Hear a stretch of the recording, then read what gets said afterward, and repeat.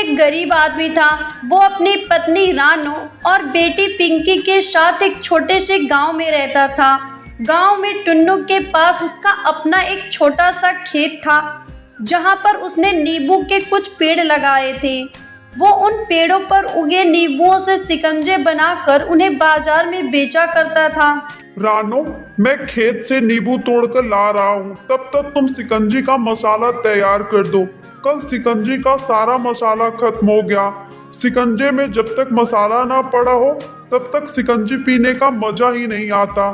ठीक है जी, जब तक आप खेत से नींबू तोड़कर लाएंगे तब तक मैं शिकंजी का मसाला बना दूंगी। टुन्नू खेत से नींबू तोड़कर लाता है, तब तक रानो शिकंजी का मसाला बनाकर तैयार कर देती है। हर रोज की तरह टुन्नू अपने शिकंजी का ठेला लेकर बाजार की ओर निकल जाता है। बाजार में टुन्नू के शिकंजी का ठेला लगते ही वहाँ पर लोगों की भीड़ इकट्ठा होने लगती है। अरे कहाँ रह गए थे टुन्नू भैया? हम सब कब से आपका इंतजार कर रहे हैं। आज तो बहुत गर्मी है, जल्दी से एक एक गिलास सबको ठंडी शिकंजी बना कर दे दो।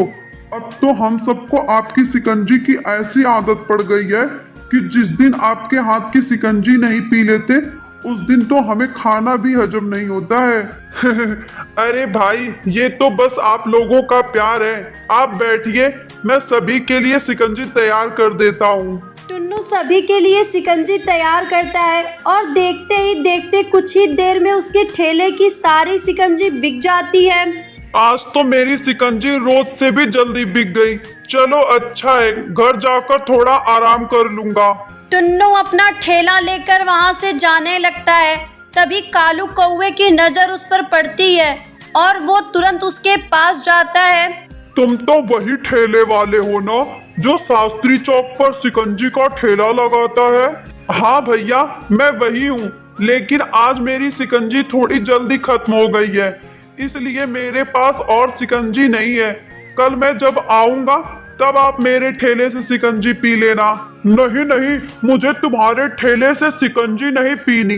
वो तो मैं इसलिए पूछा क्योंकि मैंने अभी थोड़ी देर पहले ही तुम्हें शास्त्री चौक पर ठेला लगाते हुए देखा था और तुमने इतनी जल्दी सारी शिकंजी बेचकर आ भी गए। ये तो बड़ी हैरानी की बात है। बस भगवान की कृपा है साहब जी, लोगों को मेरे हाथ की बनी शिकंजी पसंद आती है और आजकल गर्मी भी बहुत ज्यादा है, इसलिए शिकंजी हाथों हाथ बिक जाती है। अच्छा साहब, अब मैं चलता हूँ। जब कालू कौवा ये सुनता है तो उसके मन में भी शिकंजी का ठेला लगाने का विचार आता है। अब से मैं भी शास्त्री चौक पर शिकंजी की दुकान खोलूंगा। वैसे भी शास्त्री चौक पर हमारी अपनी दुकान है, इतने समय से वो खाली ही पड़ी है। अगर मैं वहाँ शिकंजी का दुकान खोलूंगा तो बहुत अच्छी चलेगी। ये सोचकर कालू कौवा शास्त्री चौक में शिकंजी की दुकान खोल लेता है।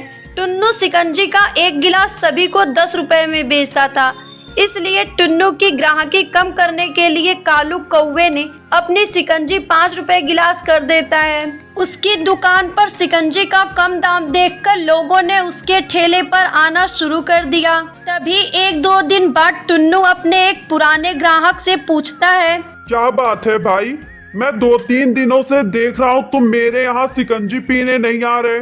भाई टुन्नू, मैं तो ग्राहक हूँ, मुझे जहाँ सस्ता माल मिलेगा मैं तो वही सामान लूंगा। क्या मतलब? मैं कुछ समझा नहीं। इसमें भला ना समझने वाली कौन सी बात है? टुन्नू भैया, अब वो देखो, वहाँ शिकंजी की नई दुकान खुली है। वो शिकंजी का एक गिलास 5 रुपए में देता है। अब तुम उसी शिकंजी के एक गिलास को 10 रुपए में देते हो। अब तुम इस तरह महंगा सामान बेचोगे तो लोग तुम्हारे पास क्यों आएंगे? लेकिन भैया, मैं शिकंजी बनाने के लिए बिल्कुल ताजा और शुद्ध सामान का इस्तेमाल करता हूँ, इसलिए शिकंजी की लागत थोड़ी ज्यादा है। अब वो सब हम नहीं जानते, चलो अब मैं चलता हूँ। कालू कौवे की वजह से टुन्नू की ग्राहकी खराब होने लगी थी। सभी लोग अब कालू कौवे की दुकान पर जाकर शिकंजी पीने लगे थे, जिस वजह से टुन्नू को अपनी शिकंजी का दाम घटाकर 10 रुपए से 5 रुपए करना पड़ा। टुन्नू की शिकंजी का दाम कम होते ही ग्राहक फिर से उसके पास आने लगे, जिस वजह से कालू कौवा मन ही मन गुस्सा होने लगा। ये शिकंजी वाला तो बड़ा ही चालाक निकला। अगर मैंने शिकंजी का दाम और कम किया तो मुझे तो घाटा हो जाएगा, और अगर ये इसी दाम पर शिकंजी बेचता रहा तो मेरे यहाँ तो कोई शिकंजी खरीदने नहीं आएगा। मुझे कुछ ना कुछ करके इसका ठेला यहाँ से हटवाना पड़ेगा। टुन्नू की सारी शिकंजी बिकने के बाद कालू कौवा टुन्नू के पास जाता है और उसे जाकर धमकाने लगता है। तेरी वजह से लोग मेरी शिकंजी के ठेले पर नहीं आ रहे हैं। या तो तू अपनी शिकंजी का दाम बढ़ा ले या अपना ठेला लेकर यहाँ से 9 2 11 हो जा, कहीं और जाके अपना ठेला लगा। अरे भाई, मैं भला यहाँ से अपना ठेला लेकर क्यों जाऊं? मैं तो सालों से ही अपना ठेला यहीं पर लगा रहा हूँ। अगर यहाँ से किसी को जाना है तो तुम जाओ। वैसे भी जब तुम्हें पता था कि यहाँ पर इतने सालों से मैं शिकंजी बेचता हूँ, तुम्हें भला यहाँ पर शिकंजी का ठेला लगाने की क्या जरूरत पड़ी? अच्छा, तो अब तू मुझे सिखाएगा कि मुझे क्या करना चाहिए और क्या नहीं। तू अपना ठेला लेकर यहाँ से कहीं और चला जा, नहीं तो तेरी सेहत के लिए ठीक नहीं होगा। मैं तुम्हारी ऐसी वैसी धमकियों से डरने वाला नहीं हूँ। मैं ईमानदार आदमी हूँ, मेहनत से रोटी कमाकर खाता हूँ। मैं इतने सालों से अपना ठेला यहीं पर लगा रहा हूँ। आगे आने वाले सालों में भी अपना ठेला यहीं पर लगाऊंगा। तुम्हें जो करना है कर लो। इतना कहकर टुन्नू अपना काम करने लगता है, लेकिन उसकी बातों से कालू कौवे का खून खौलने लगता है। बड़ी अक्ल आ गई है इस शिकंजी वाले में। कल ठेला लगाने दो, ऐसा हाल करूंगा कि 7 जन्म तक नहीं भूलेगा। अगले दिन जब टुन्नू चिड़ा अपने शिकंजी का ठेला लगाता है तो कालू कौवा वहां पर आकर उसकी पिटाई करने लगता है। जैसे तैसे टुन्नू अपनी जान बचाकर वहां से भागता है और नींबू के खेत में जाकर रोने लगता है। ना जाने इस दुनिया में कैसे घटिया घटिया लोग रहते हैं। मैं तो ईमानदारी से काम करके अपने परिवार का पेट पाल रहा था, लेकिन वो भी लोगों को खटकता है। अगर उस आदमी को काम शुरू करना ही था तो कोई और काम कर सकता था।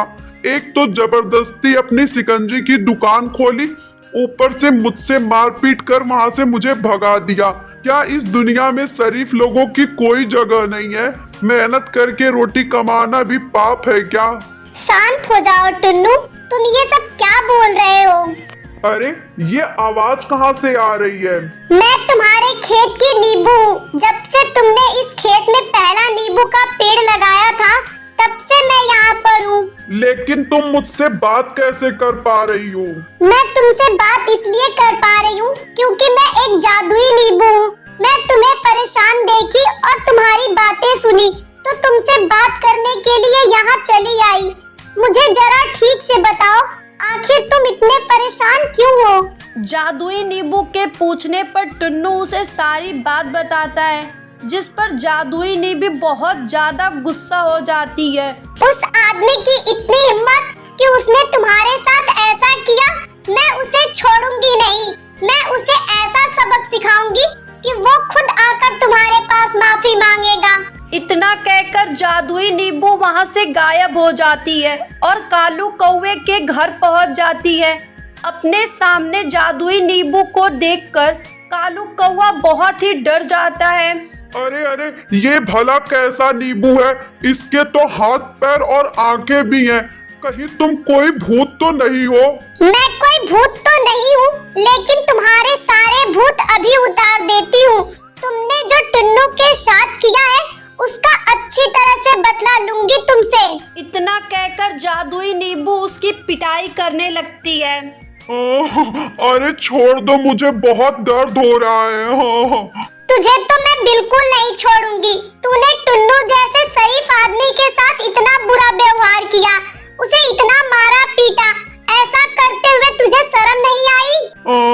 मत मारो मुझे, मैं तुमसे वादा करता हूँ मैं खुद जाकर टुन्नू से माफी मांग लूंगा और फिर उसे कभी परेशान नहीं करूंगा। जादुई नींबू की बात से कालू कौवा बहुत ही ज्यादा डर जाता है और जाकर टुन्नू से माफी मांगता है।